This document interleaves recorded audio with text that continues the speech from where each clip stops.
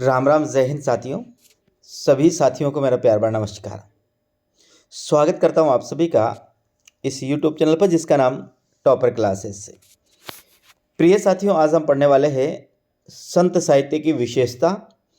कहने का मतलब यह है भक्ति काल, और भक्ति काल में अपन पढ़ रहे हैं निर्गुण काव्यधारा। निर्गुण काव्यधारा में पढ़ रहे हैं संतों को।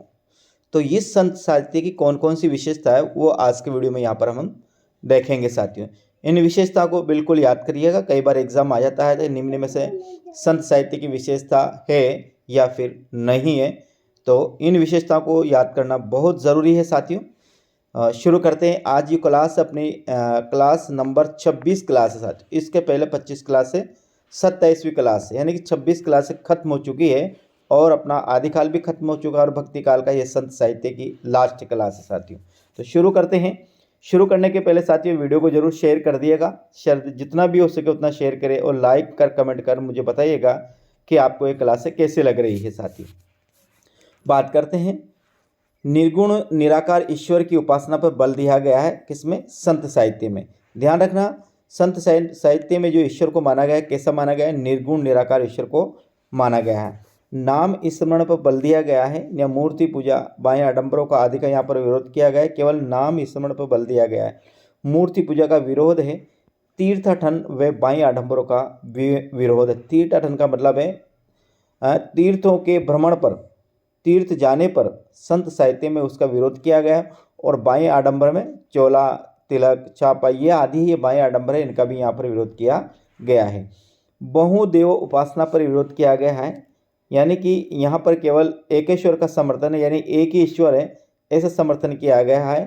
ये पहले दूसरा नहीं। बहुदेव उपासना पर बल दिया गया है, एक ईश्वरवाद का समर्थन किया गया है, वर्ण व्यवस्था का विरोध किया गया है। ध्यान रखना, सांप्रदायिक एकता पर बल दिया गया है। गुरु महिमा का गायन, सर्वाधिक के गुरु महिमा का गायन किया गया संत साहित्य में किया। वैसे हर साहित्य में गुरु का महत्व का स्वीकार किया गया, लेकिन साथियों संत साहित्य में गुरु का महत्व, गुरु की महिमा बहुत अधिक रूप से यहाँ पर वर्णित की गई है। अद्वैतवाद का समर्थन किया गया है, यानी शंकराचार्य का जो अद्वैतवाद है उसको यहाँ पर साथियों समर्थन किया गया है। अद्वैतवाद का मतलब आत्मा परमात्मा दोनों के मध्य संबंध पाया जाता है, उसका यहाँ पर समर्थन किया गया है। शास्त्रीय विरोध यानी शास्त्रों का यहाँ पर खंडन किया गया है। शास्त्रों की प्रधानता का यहाँ पर खंडन किया गया है। आगे बात करें, आत्मा अनुभूति पर बल दिया गया है। आत्मा अनुभूति पर बल दिया गया है। आचरण की पवित्रता पर बल दिया गया है। नारी निंदा और माया निंदा भी इनकी विशेषता है। कला पक्ष की उपेक्षा है, यहाँ पर भाव पक्ष को अधिक प्रदान किया गया है कला पक्ष की अपेक्षा। किसमें? संत साहित्य में। प्रतीक शैली का प्रयोग किया गया, उलट भाषियों का प्रयोग किया गया, अहंकार के त्याग पर बल दिया गया है साथियों। यानी कि संत साहित्य मानना है कि यदि अहंकार को त्याग कर दिया जाए तो ईश्वर के नज़दीक जाया जा सकता है, इसलिए संत साहित्य का अहंकार के त्याग पर बल दिया गया है। सदुकड़ी भाषा का प्रयोग किया गया, शांत रस की प्रधानता है, दाम्पत्य प्रतीकों का प्रयोग और मुक्तक शैली की प्रधानता है, ये संत साहित्य की विशेषता है। अहंकार के त्याग पर बल, सदुकड़ी भाषा का प्रयोग, शांत रस की प्रधानता। आचार्य रामचंद्र शुक्ल ने संतों की भाषा को सदुकड़ी भाषा कहा, खासकर कबीर की भाषा को सदुकड़ी भाषा कहा है। सदुकड़ी भाषा का मतलब है साथियों साधु संगति में विकसित भाषा को सदुकड़ी भाषा कहा जाता है। शांत रस की प्रधानता है। ध्यान रखना, संत साहित्य में किस रस की प्रधानता है? से संत शांत रस याद रखना। जैसे साथियों बात करते हैं आदिकाल में वीर रस की प्रधानता है, तो भक्ति काल में शांत रस की प्रधानता, तो रीति काल में श्रृंगार रस की प्रधानता है। ऐसे रीति काल में जो भक्ति काल है, तो भक्ति काल के संत साहित्य में किसकी प्रधानता है? शांत रस की। दाम्पत्य प्रतीकों का प्रयोग किया गया है और मुक्तक शैली की प्रधानता है साथियों। ये संत साहित्य की प्रमुख विशेषता एक बार पुनः देख लीजिए। मुक्तक शैली की प्रधानता, दाम्पत्य प्रतीकों का प्रयोग, शांत रस की प्रधानता, सदुगड़ी भाषा का प्रयोग, अहंकार के त्याग पर बल, प्रतीक शैली का प्रयोग, कला पक्ष की उपेक्षा, कला पक्ष की उपेक्षा, नारी निंदा माया निंदा, आचरण की पवित्रता बल, आत्म अनुभूतियों पर बल, शास्त्र विरोध, अद्वैतवाद का समर्थन, गुरु महिमा का गायन, सांप्रदायिक एकता पर बल, वर्ण व्यवस्था का विरोध, एकेश्वरवाद का समर्थन साथियों। आगे बात करते हैं। एकेश्वरवाद का समर्थन, बहुदेव उपासना का विरोध, तीर्थाटन और बाह्य आडंबरों का विरोध, मूर्ति पूजा का विरोध, नाम स्मरण पर बल और निर्गुण निराकार ईश्वर की उपासना पर यहाँ पर बल दिया गया है। ये संत साहित्य की प्रमुख विशेषता है। अब संत साहित्य के कुछ प्रमुख तथ्य है साथियों, ये और अपन पढ़ लेते हैं। इसके बाद अपना जो संत साहित्य है वह समाप्त होता है। ध्यान, कवि धर्मदास ने कबीर का पदों का संकलन बीजक नाम से किया। कबीर के पदों का संकलन किसने किया? बीजक नाम से किया। और किसने किया? धर्मदास ने किया। बीजक के 3 भाग है, आपको पता होगा साथियों। 3 भाग कौन कौन से हैं? एक है साखी, एक है शबद और एक है साथियों रमेनी। इस प्रकार से इसके 3 भाग किए गए। किसके? बीजक की। कबीर की मृत्यु के बाद ये कबीर की गद्दी पर बैठे। कौन?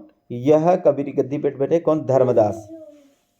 कबीर की मृत्यु के बाद कबीर की गद्दी पर बैठने वाले हैं तो वह कौन है? धर्मदास कबीर की मृत्यु के बाद कबीर की गद्दी पर बैठने वाले हैं।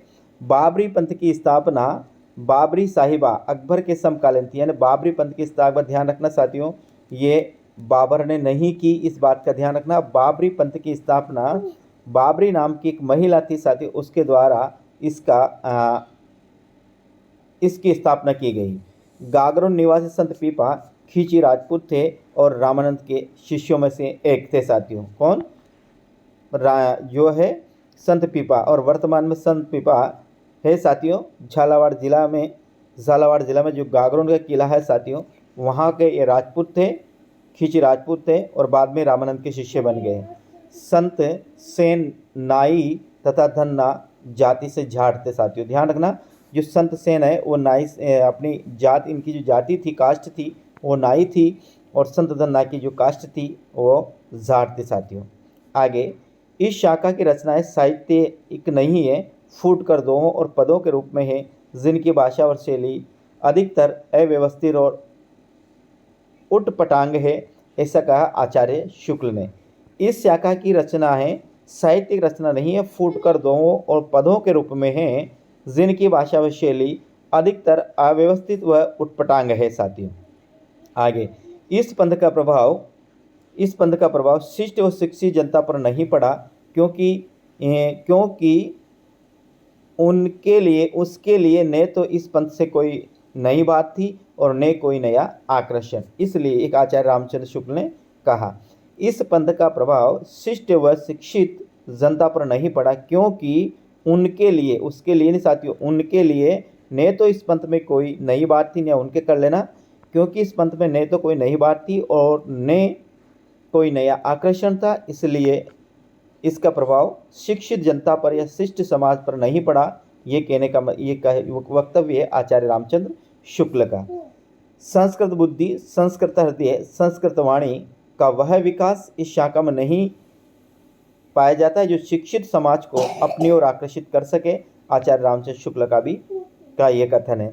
संस्कृत बुद्धि, संस्कृत हृदय और संस्कृत वाणी का वह विकास इस शाखा में नहीं पाया जाता है जो शिक्षित समाज को अपनी ओर आकर्षित कर सके।